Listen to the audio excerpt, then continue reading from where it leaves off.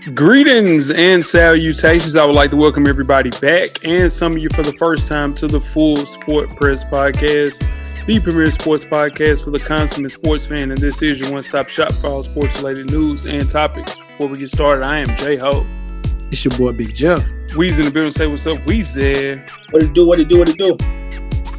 Coach Lock in the building. Say what's up, Cal. What's happening? What's happening? What's happening, fellas? How's everybody doing? We're here, man. We're here another week, man. These lists got a little spicy this week. Yes, a lot of work to be put together to do this list. We appreciate everybody that sent in the list. But yeah, it's getting a little tricky. It's getting tricky. It always does around this time. Speaking of episode 358, we're moving on to part 4 of our annual NBA Top 7 series, moving right along to the shooting guards. FSP style. Always FSP style. You better damn know it. Better damn believe it. Kick it off, Weezy. Best of the week. What you got, buddy? Best of the week for me was the boys at Slim and Huskies, man. They did a big boy move this week. Got a spot on 5th and Broadway. It's pretty big.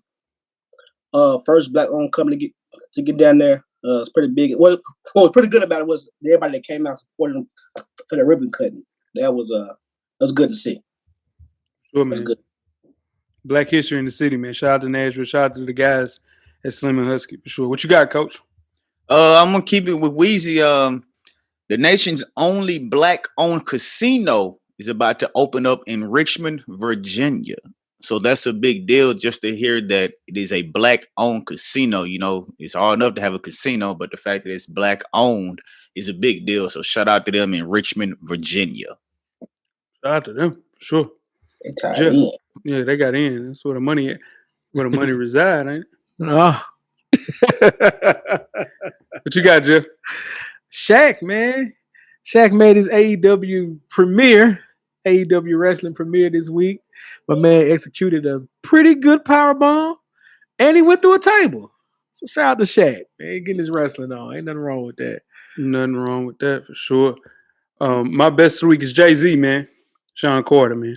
Cleared $500+ million in the last 30 days. Sold his majority of title and half his ace of spades. Without sweating, dog. All without sweating. Salute to Jay-Z, man. Truly inspiring. I think he's trying to get an NFL team for sure. I think that's the play.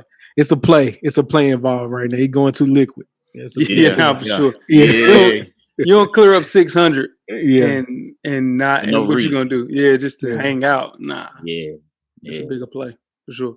Worst of the week, Coach. What you got? My worst of the week is shout out to the governor down in Texas, man. He has officially lifted the mask mandate, so everything will be open at 100% legally starting March 10th. So you can just go anywhere and not have to wear a mask. There's no more social distancing if you're out in the restaurant. If you just do what you want to do, basically. Everything's big in Texas, baby. Praying for you guys in Texas, man. That's scary hours for sure. Man, put the vaccine in my smoothie. Hurry up. My goodness. Jeff, I got to call you after this. We're going to get you squared away for sure. We're going to get you squared away. Weezy, what you got? Worst of the week? Radio personality Joe from 101.1, man, had a bad car accident, man. Broke his leg, man. And just want to say get well soon. And that's it. That's my worst of the week. That's enough for sure. Yeah. Jeff, what you got, man? My worst of the week is Ann Herbert.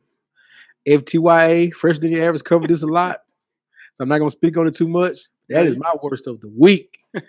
You, ma'am, are with the crap. Just know that.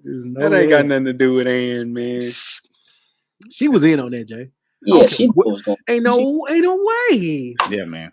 And knew what she was doing. When she gave him the plug to get all the discounts and all that, she know what's going on. Nah, that's bigger than Nino Brown. There's something else to that. My worst of the week is Sweetie, man. She stirred the pot with a video of her meal. She had spaghetti, Weezy, covered in ranch dressing. Amen. First of all, don't do that. You putting ranch on your spaghetti, Jeff? Yeah. All right, then. You put sugar on your spaghetti, too? Doing that. Oh, ranch is okay. enough, man. Right. I know. Nah, Now, That's- Jeff, I know you haven't did a bid, but I know. Listen, that's bid. That's bid attire. Like that's bid adjacent, dog. hey, you better quit doing them. I'm telling you, nobody gonna come holler at you about them.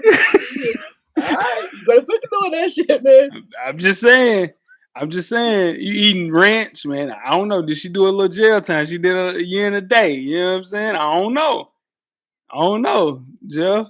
I'm worried about you. So wait, so No, ranch No, on no, spaghetti? no, Y'all ain't never did that? no. hell no. No. Ranch go chicken and salad. That's it. I'm done. No, Chicken no, I ain't It's gonna say not that. much. I know It's not people. much you can't put ranch on. I know people that dip pizza in ranch. I mean, but they're children. No, I know adults. You need to stop answering their phone calls. Jeff, well, I guess you can't. We can't have Jeff on the damn Jeff, podcast no more. you put ranch on your tacos? Nah, that's not Mexican food. There's nothing Mexican food related you can put ranch on. Nothing. But pizza, Italian food, you all the way in. Pizza, spaghetti, lasagna. Oh God. Oh, All Lord. All right. Okay. Now, make sure you check us out on iTunes, Facebook, IG, Google Play, Stitcher, Spotify, Beyond Pod, YouTube, and of course, the SoundCloud page to catch up on the full archive of past episodes of FSP. How do you do that? Just search Full Sport Press Podcast. When you get through doing that, make sure you check out the On Deck TV Hip Hop Podcast with Animal Brown and Spike Lee every Wednesday. The latest issue is up, the Dame Dash interview episode. So y'all make sure y'all check that out and see how they talk to Dame Dash. Shout out to the guys, man. Most definitely, man. Great interview. Shout out to Dame for pulling up. He invited everybody to come to LA. So we're going to make a field trip of it for sure. Mm-hmm. A real LA trip. We got in on that, for sure. Jeff, you full of shit. Let's move right along to Fresher Than the Average. Feature myself and my dog Animal Brown is a self-help fashion podcast directly related to improving everyday fashion. We have a new episode of FTYA Friday of our actual podcast, issue number 58, I think. Pull up on us on the IG page. Check out our Would You Rocks, as well as our monthly FTYA podcast that Jeff mentioned as well, man. And Herbert adjacent. We talk about all that and much, much more directly for the culture. Where your kicks, man? Cop responsibly, for sure. Also, the Realville Family Patreon page features Full Sport Press, On Deck TV, Fresher Than the Average, and much, much more. Be on the lookout to join the Patreon team today. Help us, don't hurt us, man. As my boy Skill Wing would say. Episode's up right now, man. Support the team, support the real. Jeff, you got 10 good resting seconds. Let's get it. Oh, yeah. Fellas, it happened. For only the third time in the history of this long storied organization of the WWE, we have an African-American world heavyweight champion. His name is Bobby Lashley. For the only the third time in this storied company that we have an African-American as the heavyweight champion. Shout out to Bobby Lashley. I hope he has a long title reign. Hope they do it well. And I told you guys a while ago, shout out to the Hurt Business. The Hurt Business is taking over right now. Shout out to MVP, Cedric Alexander, and Shelton Benjamin. Hey, man, it's a good time. What a time. So make sure, y'all, as always, every Thursday, check out the 808s and Chair Shots podcast. Shout out to Neek. Shout out to me, I guess. I'm a co-host, too. And always remember, you might not like wrestling, but your auntie love it, man. Check us out. Man. And tweet us with questions throughout the week at Full Sport Press. Don't forget to comment, give us a thumbs up or a thumbs down on the YouTube page, on the iTunes page. Please rate and subscribe. And more importantly, don't forget to tell a friend. Tell a friend. To tell a friend. That the revolution will be podcasted. And before we start the first half, Weezy, do you have a yellow box of Cheerios award recipient for the listeners? I do. This week's award recipient is UCLA's cross country athlete Chris Weiland.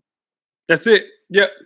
Shout out to Chris, man. He's been dismissed as a member of the cross country team, as well as the track and field team, and everything UCLA sports related.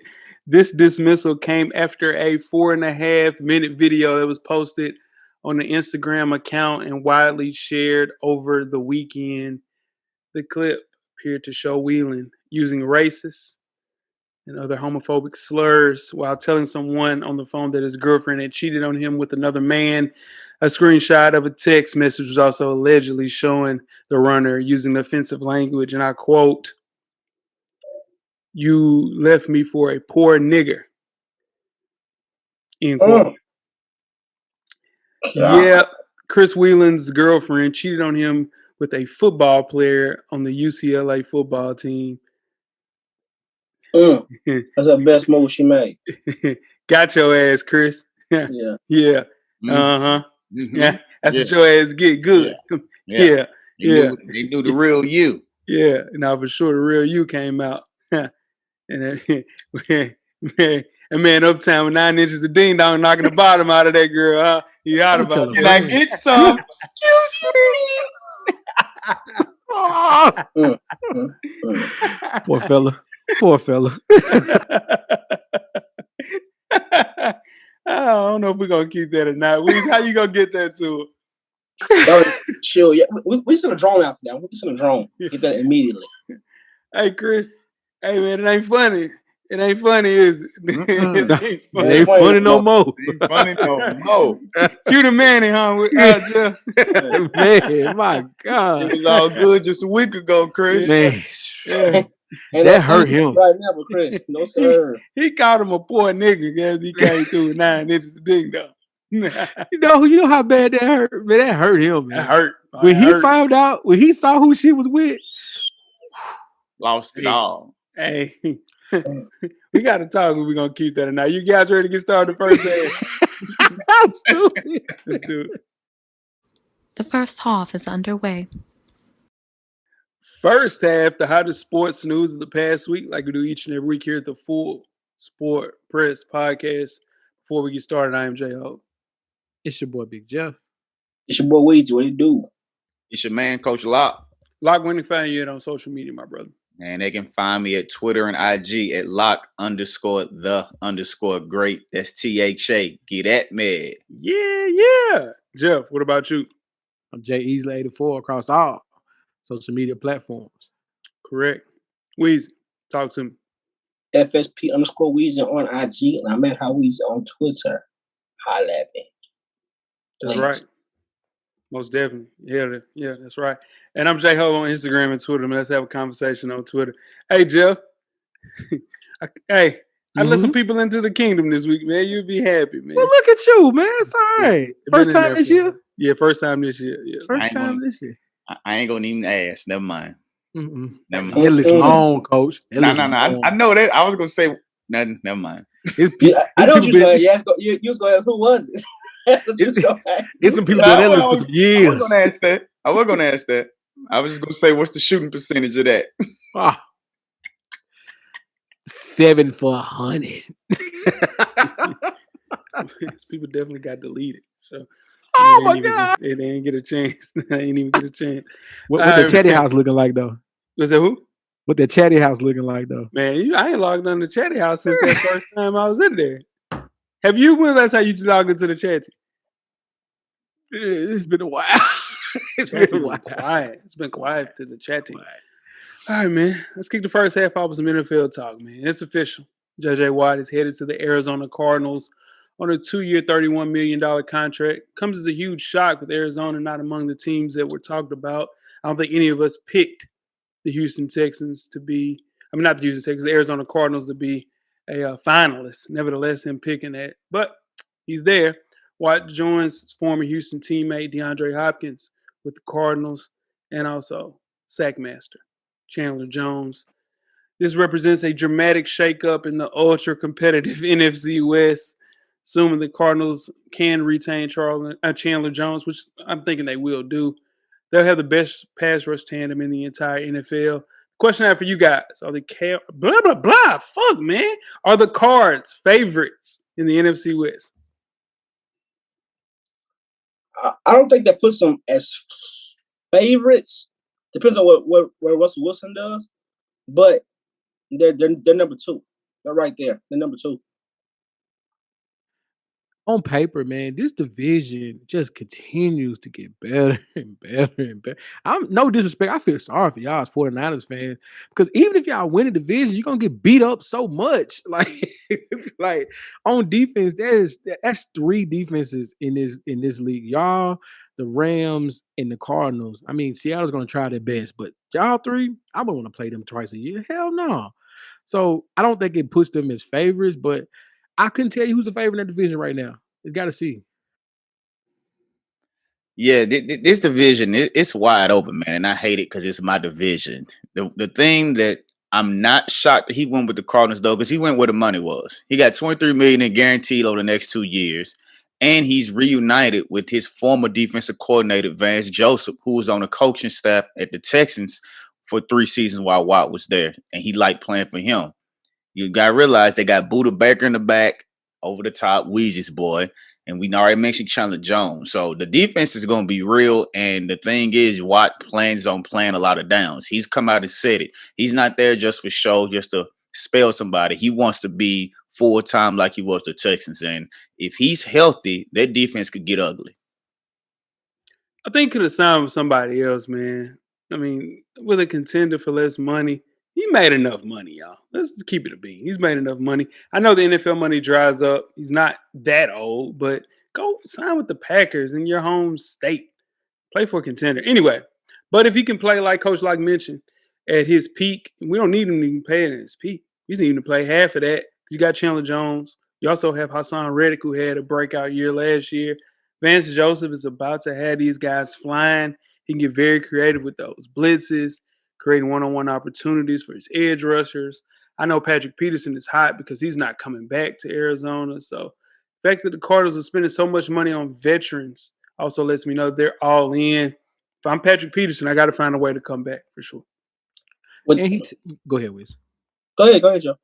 And he texted Kyler Murray and said, "I believe in you." That says a lot. That says a lot. He texted Kyler Murray, and I don't know if it was a shot at Deshaun Watson or not, because he said no, it wasn't. That wasn't no shot.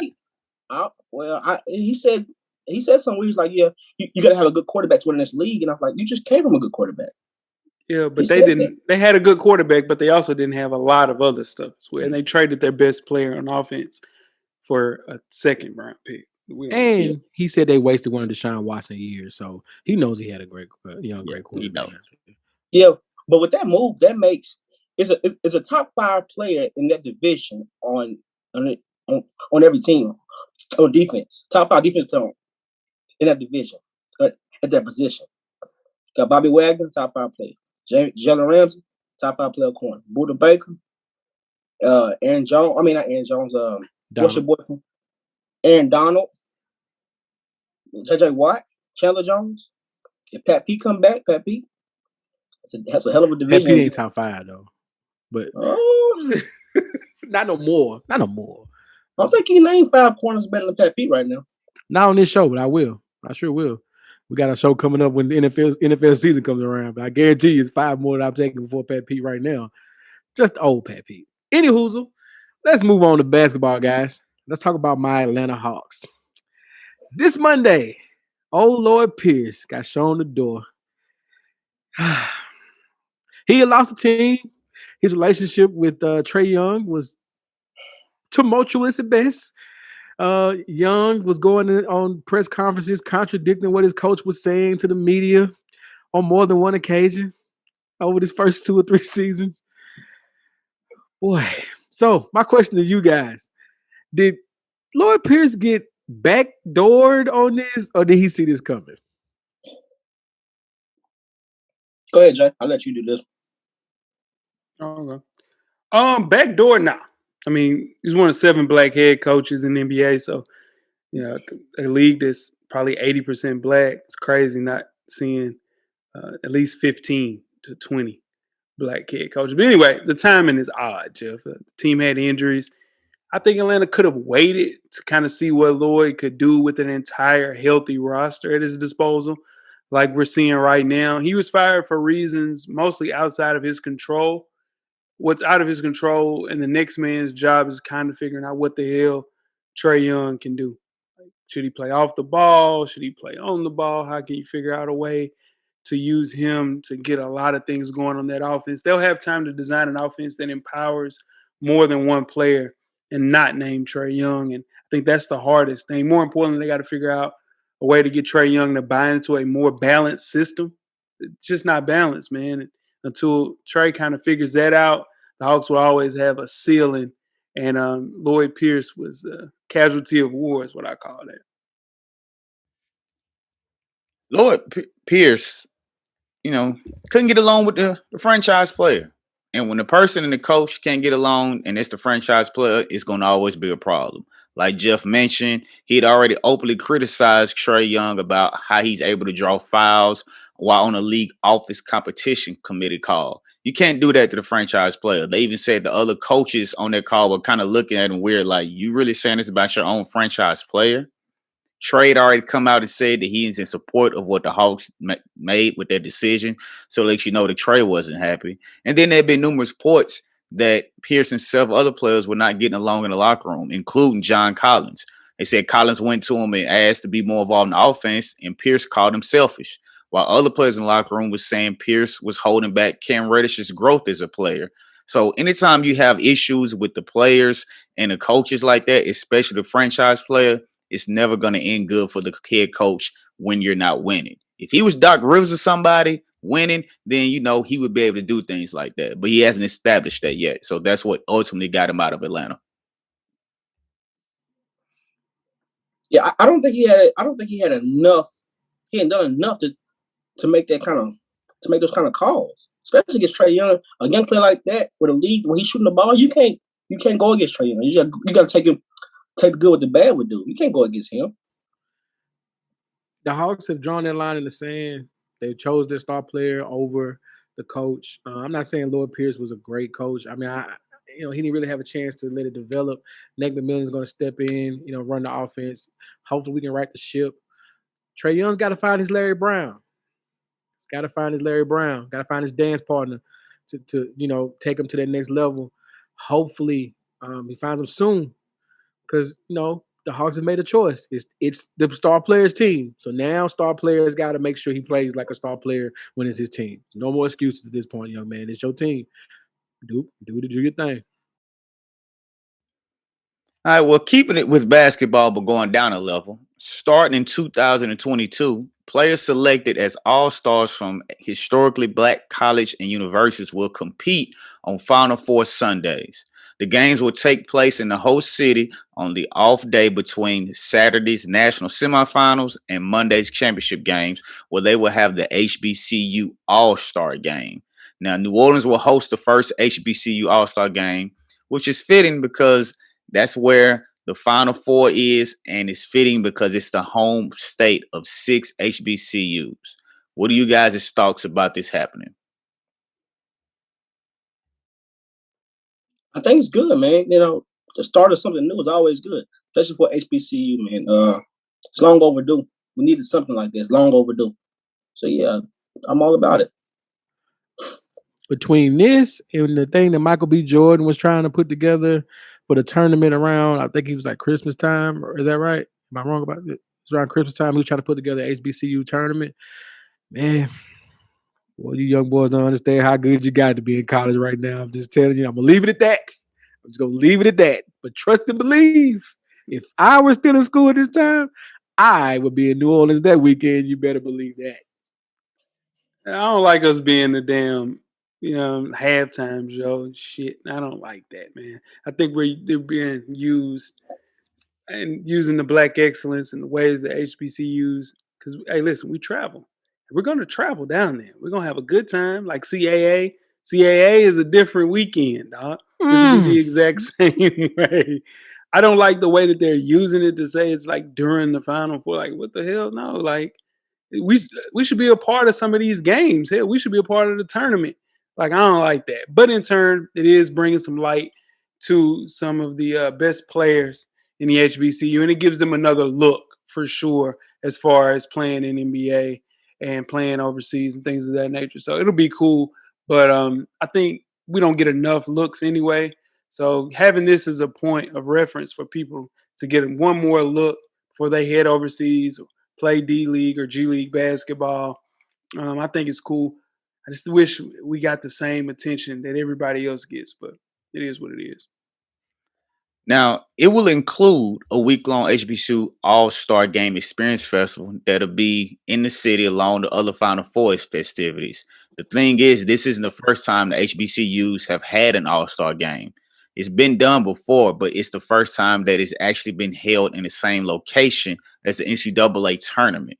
The difference between the previous years and All-Star Games is because it's there, so all of those scouts that are there to watch that national semifinal game and championship game, like Jay mentioned, they will already be there. So they will be able to see those players. The other good thing is that this one will be televised on the CBS network. So it's good for them to get that exposure.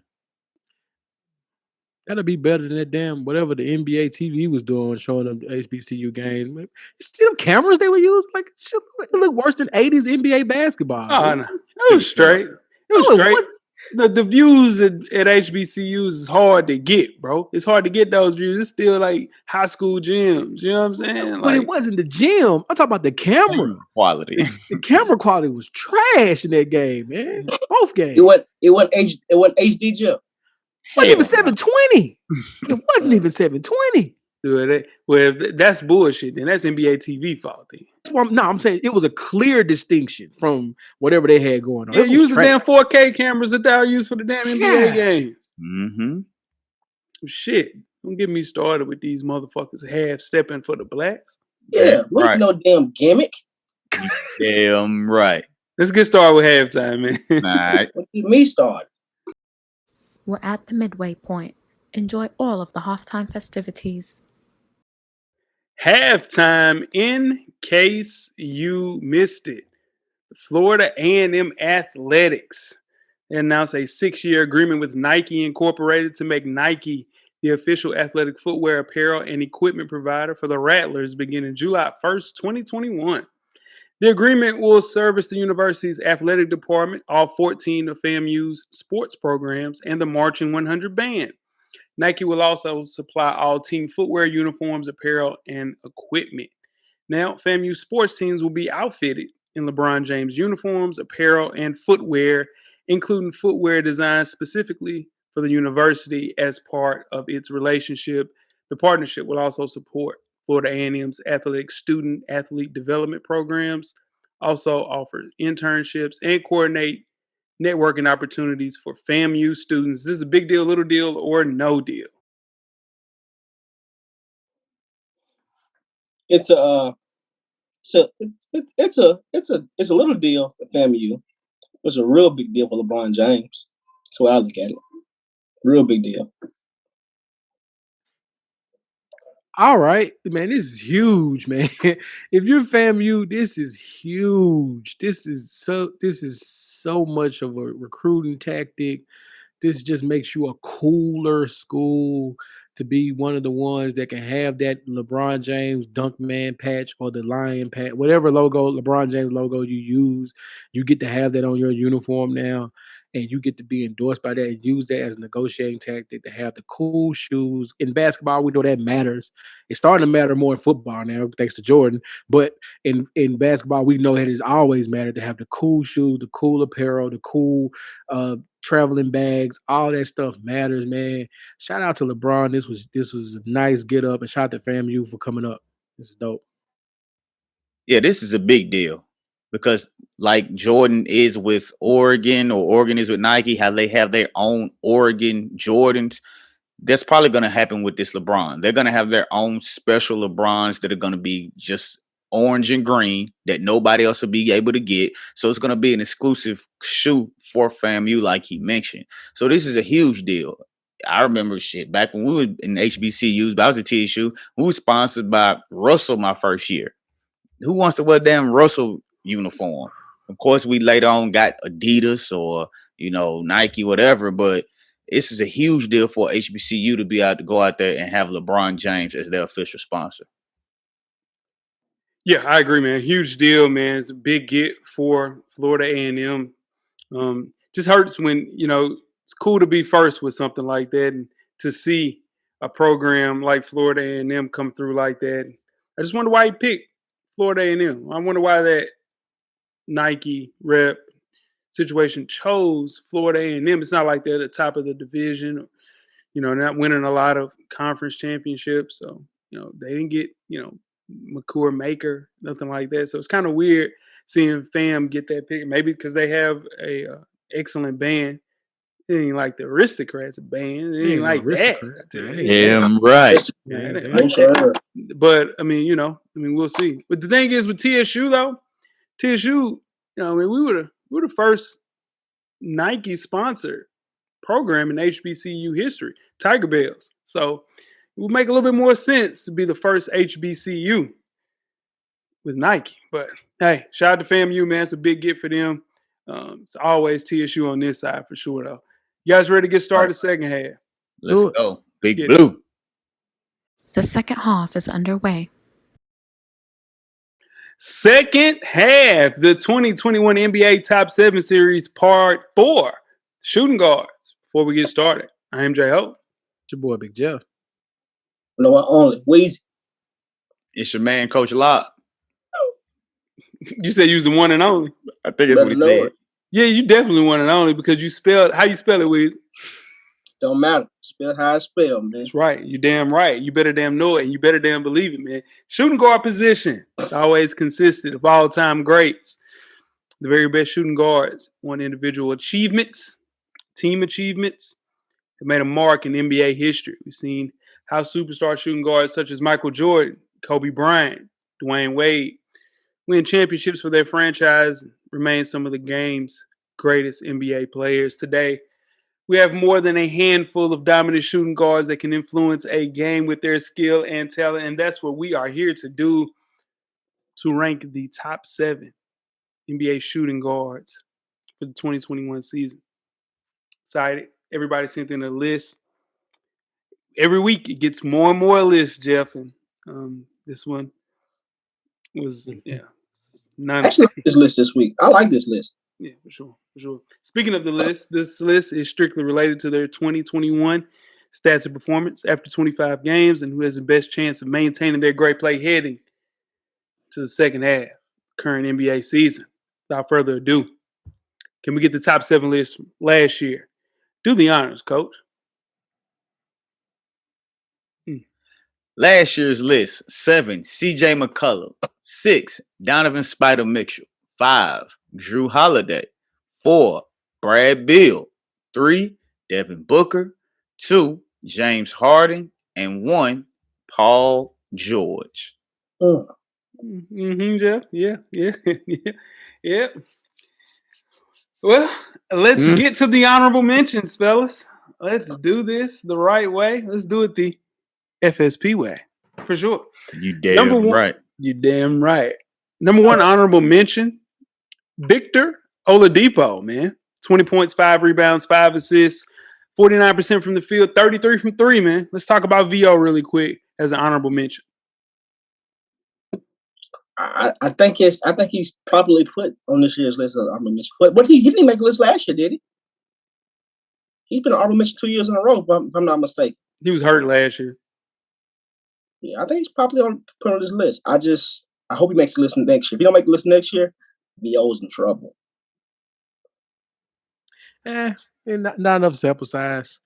Houston, once they has decided they want to tank this season and didn't want their team to overperform, so they're making sure now that Christian Woods is hurt, they're making sure they're not doing well. So we're not going to see the best. They might shut VO down pretty soon if they can't trade him. If they were going to tank, Jeff, then why in the hell did they get rid of Boogie then? They could have just let him boogie. That's why they got rid of him. They're going younger. So once Christian Woods got hurt, now they want to see the younger players and see what they need to do. Gonna get Boogie out of there, let John Wall get his health back up, and get ready for next year. If they tanking, that's what they need to shut down. John Wall, don't let him shut him down. He's played a little bit, then let him get it out of there. But that's the other thing. Him and John Wall, they still haven't meshed, haven't had a lot of time to mesh. So I wasn't expecting the Rockets do anything this year with their trade and getting rid of Harden and bringing VO in. So he's right where he needs to be, honorable mention, because he's still averaging 25 and 5, basically. Yeah. I mean, VO is an all-around player, man. Offense, defense, and also great in the pick and roll, man. He'll be great next year with the Heat, for sure. Let's move right along to the next honorable mention. Shai Gilgeous-Alexander, 22 points, 5 rebounds, 6 assists this year, 50% from the field, 41 from 3. SGA, man. Let's talk about it. Man, this guy right here almost made my list. He almost made my list. Number 7, he almost made my list. I like what he did last year in the playoffs with CP3. OKC. He almost made my list. We're watching a player turn that corner. He's gonna be high on this list next year. High. Shout out to CP3, man, the point guard. He's the one that showed SGA the way. Like my listeners of The Mandalorian, this is the way. And he learned from the best. And that's why we're starting to see him turn it on. Nerd alert. SGA, man, just one of the most exciting young guards in the NBA. Can play and defend. Playing alongside CP, like Coach mentioned, put him in the right position to figure out how he can be a productive NBA player, man. And he's just scratching the surface for sure. And last but not least, we got Jordan Clarkson, averaging 17, 4, and 2. Got some votes, man. Some JC fans out here. 44% from the field, 37 from 3. How you guys feel about JC? I'm not a big Jordan Clarkson fan. He ain't seen a shot he don't like. He shoots the shit out of the basketball. Kind of like me in the YMCA. But yeah, I'm not a big fan of Jordan Clarkson. That's funny. I like Jordan Clarkson, man. I'm happy to see him make honorable mention. This is his ceiling, but he's probably gonna be 6th man of the year this year. But good to see him having a great season. Yeah, this base is gonna get. He's never gonna crack. He's never gonna crack this top 7 list of shooting guards. He'll always be around it, honorable mention, somewhere around there. He's on a good team. They're playing well. We'll mention something about that a little later on. Yeah. JC, man, just one of those players. You need a bucket, he's going to get it. He found himself a home in Utah. He adds that scoring punch when the Jazz need somebody to create a shot. Like Weezy mentioned, he's going to put that shot up when healthy. That Jazz team is very, very serious. And I'm excited to see what JC and the rest of these guys can do in the second half of the season. But he is living his best life. Jordan Clarkson living his best life. You think so? Oh, I know so. Oh, you know so. All right. Without further ado, let's get to the list, man. The list is here. The list has been delivered. Uh-oh. It's here, man. The list is here. Let's get it, Weezy. All right, number 7 on this list. I'm not just a dunker. It's Jay's boy, Zach LaVine, Chicago Bulls. Shout out to Zach, man. Averaging 28, 5, and 5 this year. 52% from the field. 43 from 3. Nasty numbers, man. Let's talk about it. Man, Zach LaVine I was hesitant from putting him 6, 7. I was even thinking about sometimes 5 on my list because he's having a good year. He just didn't make it enough where I couldn't make him number 5 or 6 without having a hard time sleeping tonight. And I made a good decision. So he had to be number 7. But Zach LaVine's hooping right now. He's hooping. I agree, man. He's having a great season. Shout out to him. I don't know, man. I actually had to go back and check his numbers myself because I was doing my list. I said, man, I haven't watched a lot of Chicago basketball, like other than League Pass. But even with League Pass, you got to go out your way to watch a Bulls game, dog. Like you really got to find it. But he's doing his thing, though, man. Shout out to him. Yeah, Zach LaVine, man, he was definitely a little high on my list. He's having the best year he's ever had. Everything is career highs. Points, rebounds, assists, field goal percentage, 3-point percentage, The only thing is he doesn't have a lot of help. He's doing all this because there's nobody else that can go get a bucket if they need to get a bucket. He's not playing with another all-star like nobody else on this list. So that's the only thing that's hurting Zach. You get him some help, and he could creep up this list a little more. Zach is criminally underrated. Very similar to Devin Booker. He's just been playing on a team that's very, very, very, very just this team does not help him. Just very, very disrespected. He can get buckets at an all-star level. I honestly can sit and look into this Zoom call and with confidence and say that he is better than Bradley Beal to me. I had him higher than Bradley Beal on this list. I think Zach is playing at a higher, like this kid, first off, the Bulls are higher in the seedings than the Washington Wizards. And on top of that, he doesn't have anybody nearly as good as Russell Westbrook to play alongside. So I think to have Zach at 7 is very disrespectful. The Bulls got to figure out a way to kind of get another person in there. If that's trading Kobe White to get somebody that is a facilitator, because Zach needs somebody to get him the ball, and they also need somebody that can score as well. Just need some help, man. Wendell Carter's not it. Lauri Markkanen bottomed out. We just drafted Patrick Williams. He's not helping us today. I would much rather see LaMelo Ball helping Zach than Patrick Williams. Here we are, though. Here we are. All right. Move on to number 7. And so because me and my co-hosts, we had debate.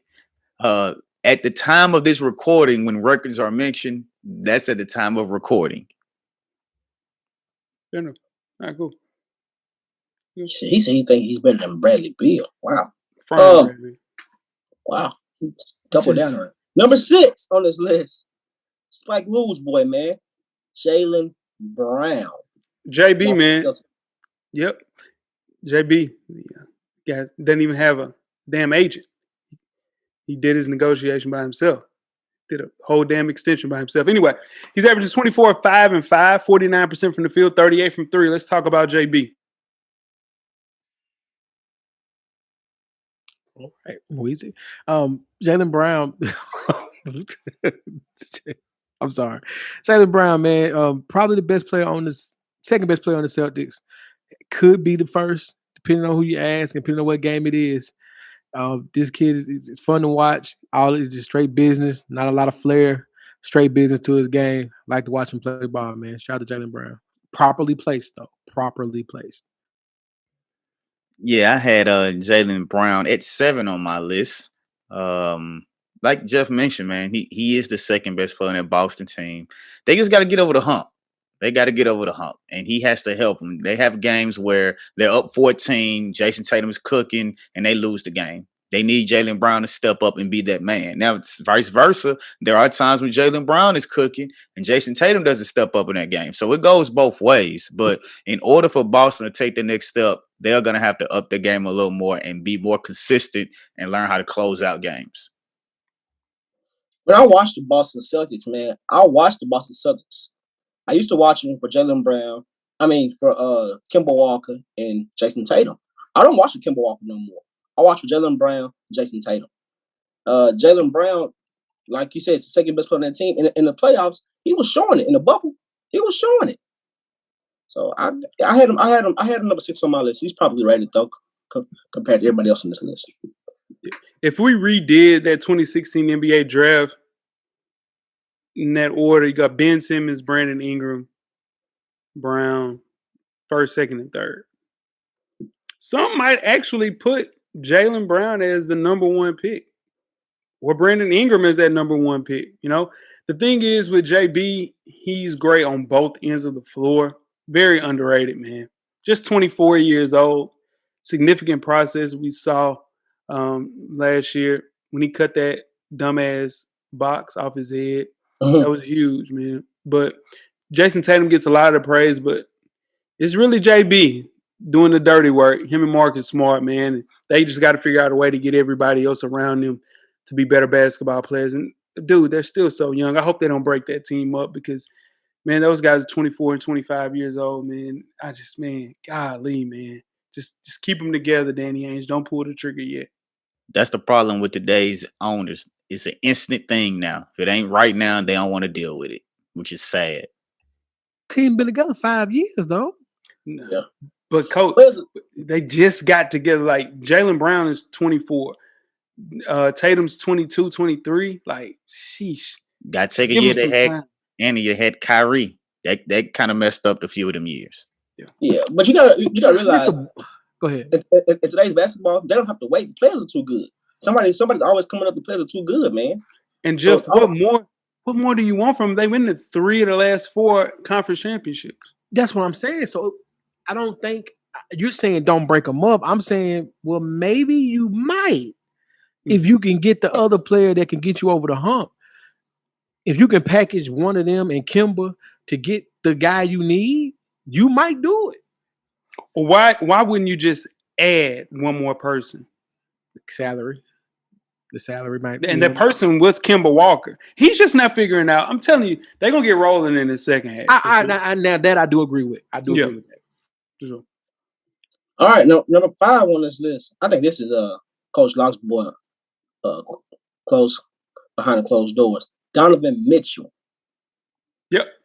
We got Spider Mitchell, 24 points a game, 4 rebounds, 5 assists, 42% from the field, 38 from 3. Let's talk about it.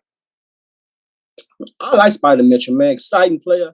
Talking about the bubble, putting up big numbers in the bubble. I don't know if it was the bubble. I don't know what it was, but he was putting up big boy numbers. Jay, he doesn't like Spider Mitchell. He thinks he's a gimmick. I'm gonna put that out there now. But Spider Mitchell put up numbers, man. He got Utah's number 1 seed in the West. Yeah, you can't ignore that. Number 1 seed in the West. I probably have been the hardest on Spider Mitchell on this show, pause, because he is a volume scorer, volume shooter, and I do see him turning that corner this year, and I do see him playing better than I've ever seen. It's fun. It's still Utah. I mean, whatever. But shout out to him, man. He's feel like he's flipped the switch, as they say. As cliche as that sounds, and it's fun to see. I'm not gonna let you do that to yourself, Jeff. You definitely haven't been the hardest person on this show on Donovan Mitchell. We know who that is. Weezy, everybody, you just give him to me. Everybody seems to put him on me. So okay, it's my boy. I root for Donovan Mitchell. Yes, it's not my boy like Dame Dollars, but I root for him. And he has all career highs also, except his field goal percentage. So he stepped it up, which he needed to do because his field goal percentage was not that great. He was shooting around 37, 38. Well, that's up to 42. 38 from the 3. So they needed him to do that. And I think Mike Conley being there is helping him to do that. He is playing a big role, kind of like how CP3 did with not Devin Booker, with SGA, excuse me. So I think that Mike Conley addition is helping Donovan Mitchell a lot. Spider Mitchell, man. He made people believe, as myself, in the bubble. I have a lot more respect for them. I think they had Bogdanovich at Disney with that injury. The fuck? Anyway, if they had Bogdanovich in that bubble, dog, I think they would have been a healthy person away from beating the Lakers, man. I'm telling you, that's how big Bogdanovich is for them. Without a doubt, though, Spider-Man is a top 5 shooting guard. Doesn't defend, shoots terrible, shoots absolutely terrible. He can't shoot threes, volume score, but at the same time, who he reminds me of? Oh, here we go. No. He reminds me of Dwyane Wade. That's why Locke likes him. He's a Dwyane Wade basketball player, dude. He just needs to work a little bit more being efficient. They are similar, but I'm not gonna let you just disrespect Dwyane Wade like that now. No, that's better. That's better than what he said. Who reminded him of it first? Okay, you say he reminds you. Okay, I give you that. You said remind. Okay, I'm just saying that's a high comparison. Did he say he reminds you of Rodney Stuckey last? Yeah, Rodney Stuckey last year was rough. Like that was disrespectful. Yeah, I'm just saying volume score, you know what I'm saying? He's just 24 years old. We'll see. I think can we say that we've seen the best of Donovan Mitchell though? Like there's not. No. Okay. Not yet. No, I'm done with it. Not yet. His percentage is gonna get better. Wait. We've seen he's playing his best right now. Yes. But I think it can still, So you saying what, he gonna average 30 then? No, 27. Never. Efficiently. It's gonna be more efficient. That's what's gonna happen. Yeah. He's 6'3". That don't mean his shot can't get better. Let's move on to number 4. Number 4 on this list. Oh God, this guy right here.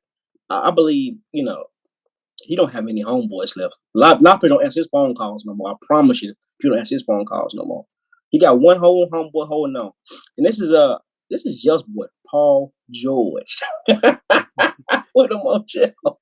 PG-13, man, averaging 23, 6, and 5, 49% from the field. 49% from the field. Damn near shooting 50% from the field. 45 from 3. He's shooting 45% from the 3. Nobody on this list is shooting 45 from 3. We got him ranked at 4. Let's talk about it. I think Paul George, for me, This year he didn't do enough from what they make Paul George's hot, like the way they portray him as what he's supposed to be. He doesn't do enough for me. I don't think he's a superstar. I don't. Me personally. I take those looks all y'all want, but I don't think he's a superstar. I ain't mad. I don't. Oh, playoff P, the pandemic one. He's having a solid start to this season. Can't knock him. But we all know how this story is going to end. So we just watching it play out. Shout out to the pandemic one himself.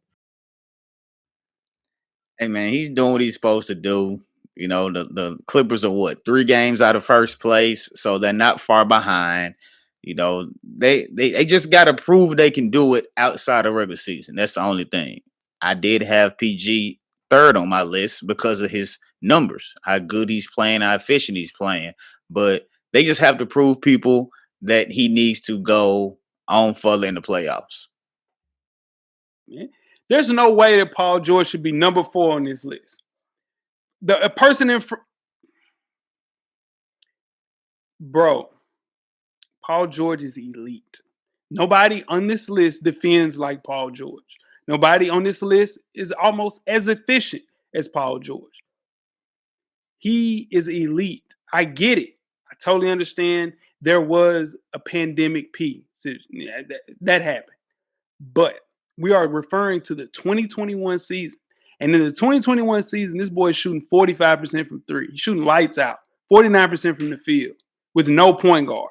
There's nobody getting him the ball. They need a point guard, the Clippers. Rondo needs to go there tomorrow. The biggest issue with Paul George is social media. Nobody in the NBA is cyberbullied more than this dude, and it clearly gets to him. He makes any team that he goes to better. I think he's maybe 1, maybe 2, the best shooting 2 in the entire NBA. Between him and I would say maybe Book. But this dude, he shoots lights out, man. I just hate that this situation where a person can sit on this episode and say that he's not even a superstar. Dude, what do you? That's ridiculous. And there's people in front of him with way less records. It's not even gonna make the playoffs. There's people not even gonna make the playoffs in front of him. That's bullshit. That's still out on that, by the way. You know that, right? Whatever you want to bet. I'm not a gambling man, but not anymore since, shout out to him. But it's still out on that, though. We'll talk about that in a second. All right. Number 3 on this list. Obviously, I don't know. We'll get number 3 on this list. Brad Beal. This should be very interesting. You want to start off, Jay? You want to close it up? No, for sure. Brad Beal averages 32 points a game, 5 rebounds, 5 assists, 48% from the field. Coach Lock, he's shooting 33 from 3. Let's talk about it. He's a shooting guard. He's shooting. I'm happy with it. Fun to watch. He's playing the best ball that he's ever played. And quietly, they have found out how to play together as a team. Quietly. Started off horrible. Couldn't stay healthy. He and Russ couldn't coexist together. They had a lot of COVID issues on that team. But quietly, they have turned it around. And look where they are in the standings right now. The 8th seed ain't that far. And the 5th seed ain't that far either. Because it's the East. Shout out to them. I had Bradley Beal at 4 on my list because they are starting to figure it out. The beginning is what hurt them. At the end of the day, currently right now, they are 13th, 12th in the East. Now, the last 14 games, they are 9-5. They are starting to make some turns. So if they can continue to do that, then there it is. But we're going based off these first 25 games, and they took too long to get rolling, which I understand because Russ was added. It was new. He was used to playing with John Wall. Russ is a different player. They had to figure some things out. He's scoring at will. We've seen that. We know 33 points a game. He's going to get you a bucket, but we needed those to turn into wins, which they are starting to do now. We just have to see if they can keep it going. Jay, name out the stats again for me real quick. 33 points a game, 5 rebounds, 5 assists. 48% from the field, 33 from 3. And your only nitpick is 33% from he's 33% from 3. That's your only nitpick, right? No, my nitpick is that they're the 12th team in the East, and the East isn't good. Well, before we throw the dirt on them with the shovel, remember they missed damn near a month as a team because of COVID. No team has got hit by COVID as hard as this team. That's not true, bro. That is true. Those teams hit harder with COVID. No, not as the Toronto Raptors had 9 players on their team that had COVID, bro. Well, what I'm saying is, but they didn't miss as many games as the Wizards. The Wizards were not playing for almost 3 to 4 weeks. But they've played 34 games though. They caught up though. What I'm saying is they had to catch up. They were off for a period of time, bro. And I get Brad Beal had a great season last year. He emerged as one of the best 2 guards in the entire NBA. Evolved into much more than a catch and shoot guy. Second in the NBA in points per game. This year he's leading the NBA in points per game. It's a breakout year. It's empty scoring. They didn't make the playoffs last year. They didn't even make it to the bubble, dog. He didn't even show up to the bubble, dog. Give him time, man. That ain't about time. Paul George is a better basketball player than him. You ask 7 people that know hoop, will sit and tell you that there's no way. I don't give a damn what we talking about. We just looking at a dude that's 6'7", standing right there that can play both sides of the ball. And then a guy that's standing over there that's 6'3", and is an empty scorer. Paul George has never not played in the playoffs, y'all. Brad Beal has done nothing but play meaningless basketball. Just meaningless basketball. He's just out there scoring, bro. Zach LaVine is a better basketball player than him. It's not Jeff, who you taking first? If you had to pick, who you picking? Paul George or Brad Beal? Brad Beal. What about you, Locke? I'm taking Paul George. He's 6'9". Come on, man. Okay. That's your wing play. That's your 2. That's 6'9". And he sat down, he's sliding, and he's shooting, and his shooting percentage is higher, and he passes better than him. Come on, bro. And if the wind is blowing the wrong way and somebody say he can't dress, he's not going to play for 5 damn games. Here's the thing, at least he's actually played in those games. Bradley Beal is 1-2-3 Cancun every May. Every year. I agree with you. Somebody talking about and Paul George is too. Don't forget what Dame did to him when he was playoff P. Don't forget last year when the pandemic happened, he was pandemic P. Has Brad Beal, do we know what Brad Beal can do in the playoffs? Same shit, Paul George. It can't be worse than Paul George. No, we don't know what Paul George can do. It can't be worse than Paul George now. We don't know. He ain't played meaningful basketball. There's no way he's a top 3 2 guard. It's ridiculous. All right, we're moving on. Hold up.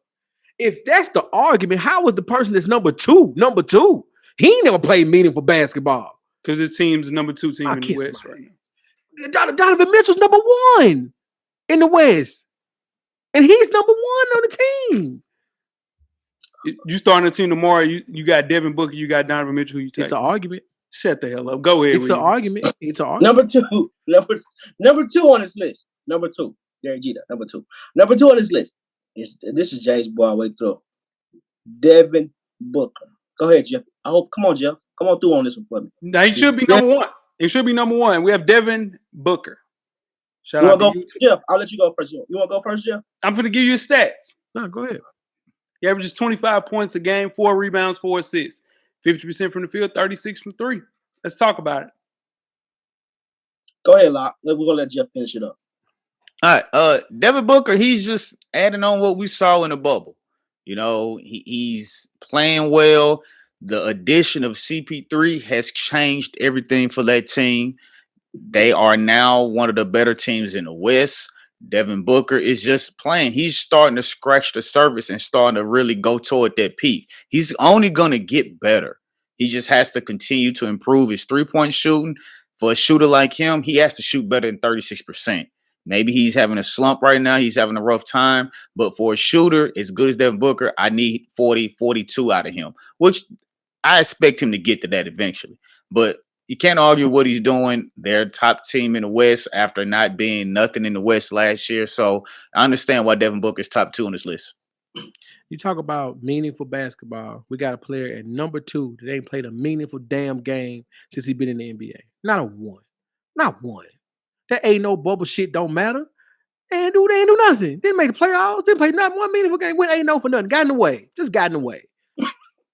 Since you want to break on meaningful basketball, just get in the damn way. That's all he was doing. Cool. Devin Booker shooting 36% from 3. That's 2 missed shots away from 33%, which is what the person below him who averages more points, who is the best player on his team, who they just said doesn't play any meaningful basketball. Shout out to Devin Booker for hitting the lottery and getting Chris Paul as his point guard, not Ricky Rubio. That really helps a lot to have one of the greatest point guards our generation has ever seen. But to dismiss Bradley Beal and praise Devin Booker, that's nuts. Same Spider-Man meme pointing at each other at everything. The thing is with Devin Booker, man, he is 24 years old. Can get buckets on anyone, anytime, anywhere. Can create his own offense better than almost any player in the league. Playing alongside Chris Paul has helped. The Suns are winning. They're the number 2 seed in the hardest conference in the NBA. Hard to do. Deadly from deep, can attack the rim. I think that's the thing that I like the most about his game that has advanced is his relentlessness to get to the rim. He's getting to the rim. Getting to the rim at a high level. Mid-range is crazy. Just an offensive bag. It's nobody like Devin Booker at the age of 24. It's not even close, man. Strive to be a superstar. This kid is a superstar. And, you know, the world see it. The world sees it now. I don't know who he pissed off. I don't know if it's the Kardashian curse or whatever. But, yeah, man. Shout out to Book, man. Good seeing. I had him at number 1 on my list. For sure. Number 2 on the list. Number 2 in the West. The boy is number 2 in the West. And then the person below him, right, is 12th. And then the guy after him is 3rd. But the guy after him is number 1 in the West. It should have been higher than him. And he's shooting 40 from the field. See, you moving the goalposts because That's a part of it. Is he not shooting 40? He's shooting 40 from the field. 42. Jay, you just went on a tirade saying you just said he's number 2 in the West, the most difficult conference in basketball. It is he's number 2, but hey, number 1 in that conference is ranked number 5, and that's horseshit. Hey, Lot, if your shooting guard who shoots the ball the most on your team is shooting 50% from the field, and then the other person is shooting 40, or is he shooting 38? What is he shooting from the field? 42? 42. Shooting 42 from the field? 42. That's a good damn team you got. He doesn't have Chris Paul as his point guard, getting him in his spots. He has Mike Conley, who you just praised. Chris Paul. And then he has Defensive Player of the Year down there as well. Does he not? Mike Conley ain't Chris Paul, Jay. Michael Conley is not Chris Paul, but he's an all-star. All right, we're on number 1 on this list. Number 1. Everybody hated him, but now, not so much. Not so much. James Harden. Got a weird fetish with the little baby, but James Harden. Averaging 25, 7, and 11, 48 from the field, 40 from 3. Fuck him. That's your kind of, Jay, that's your kind of stats, dude. 7, that's your kind of stats. You want to talk? When what? Listen. Then I'm done with James Harden. I'm done with him. I ain't got nothing to say with him. Every year when we do this top 7 list, we've never done it during the beginning or the middle of the season. This is the first time we've ever did this. We always do top 7 after the season. To see this, the way that people shit on James Harden after the season compared to how they praise him during the regular season, the real James Harden shows up in the playoffs. I guarantee that. And that's really him. You can't bring up the real James Harden in the playoffs. Number 4 on this list is the pandemic P. Talk about showing up in the playoffs. Paul George has showed up 10 times more than James Harden ever has.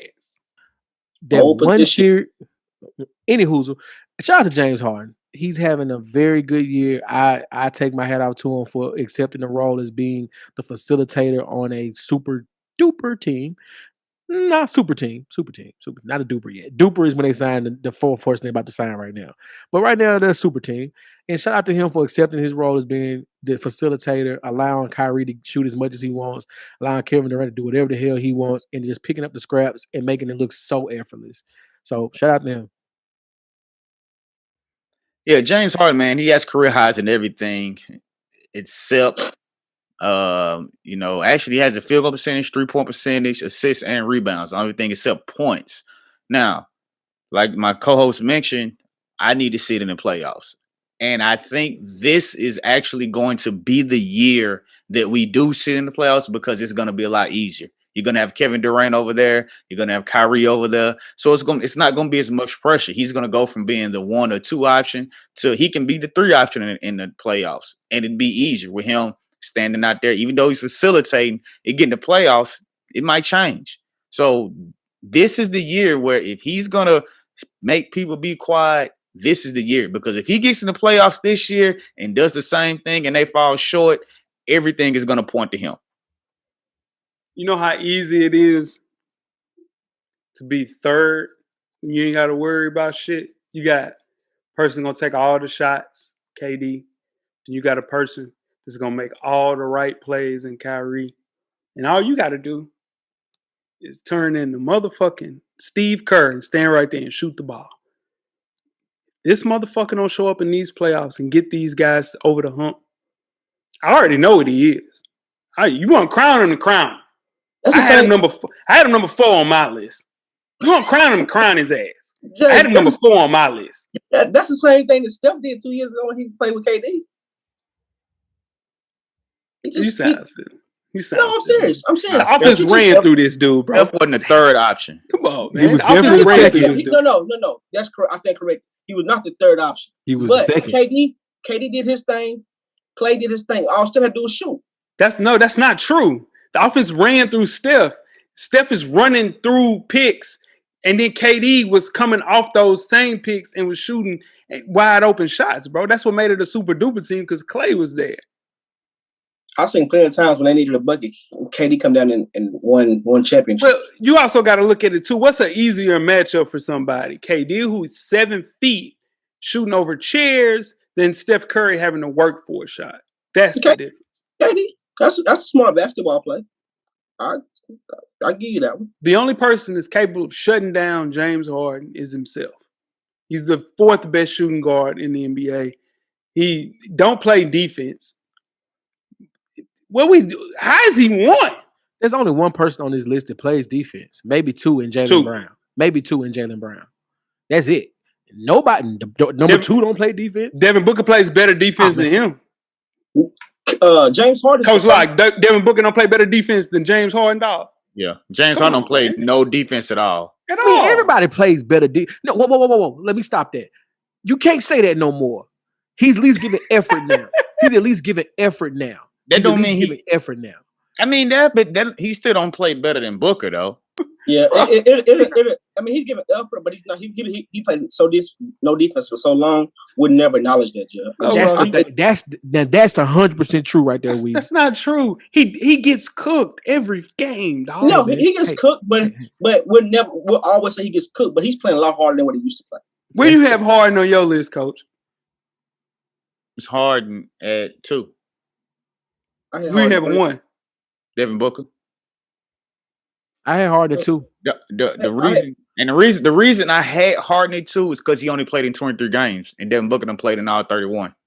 And shooting 50 from the field. Hell is you talking about? James shots Harden is James Harden is the first player that has ever been traded mid-season in the playoff talk. I mean, in the MVP race. Says a lot. I had Harden 2. I had Brad Beal 1. I had Brad Beal 1 too. Hey, motherfucking 12. Boy, that motherfucking 12. Where you got Booker? Weezy 3? Oh yeah, I saw it. You had him at 3, right? Yes. Yeah. Give me. No, I had Booker. I had Booker 2. I had Booker. Oh yeah, Brad Beal at 1. Yeah, and Booker at 2.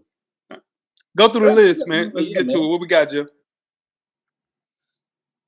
At 7, we had Zach LaVine. At 6, we had Jaylen Brown. 5, Wow. Donovan Mitchell. 4, the pandemic one, Paul George.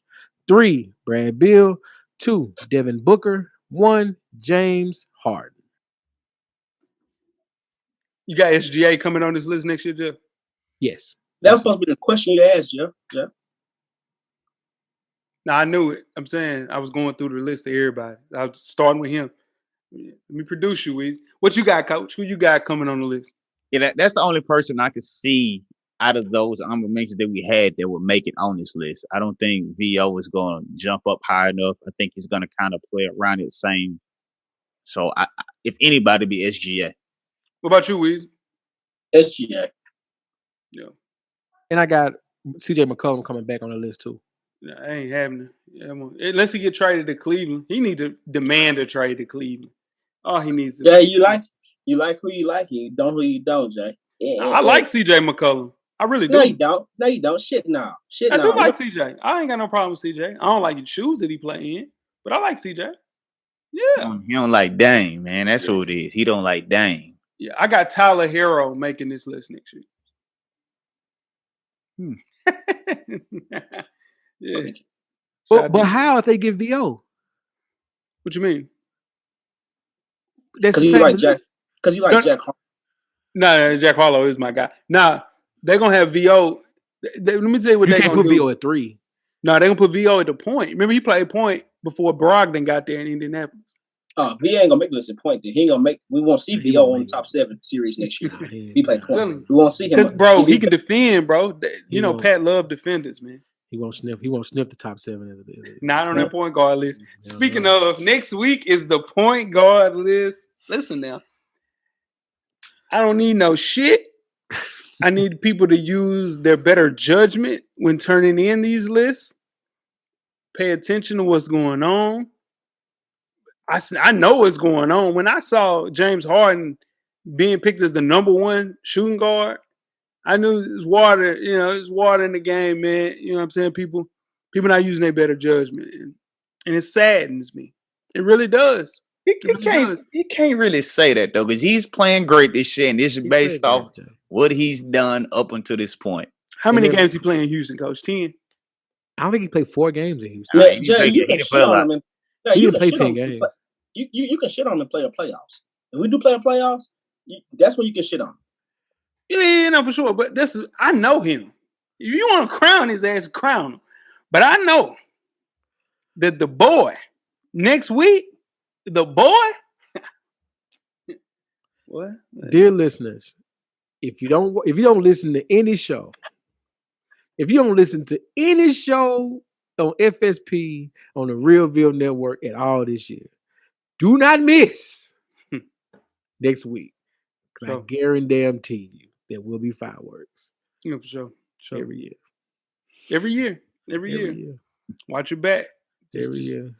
I'm taking my pressure pills. I don't even take pressure pills. They didn't got high blood pressure, but I'm taking guard your grill. Got my hands up, Weezy. Working on my slips. You know what I mean? Your head movement. Keep I know what's happening. Yeah. I know what they finna try to do. It ain't gonna happen though. Not on my watch. Oh, he finna put the Mitch McConnell in on our ass. It ain't gonna be a fair vote. They gonna put the Mitch McConnell on our ass. Oh shit. Tweet us with questions throughout the week in Full Sport Press. Don't forget to comment, give us a thumbs up or a thumbs down on the YouTube page, on the iTunes page. Please rate and subscribe. But more importantly, don't forget to tell a friend. To tell a friend. Tell a friend. To tell a friend. Weezy. Everything paid for, big baby. Damn right, Coach Locke. Get a drummer song. Damn right. Jeff. Camera's always on, brother. It is, man. Watch your back, Jeff. I'm telling you, I'm watching you. You the one. You the one I don't gotta watch. You're gonna slide some dust. The revolution will be podcasted. We are out. Thank you for listening to the Full Sport Press podcast page. And don't forget to tell a friend to tell a friend.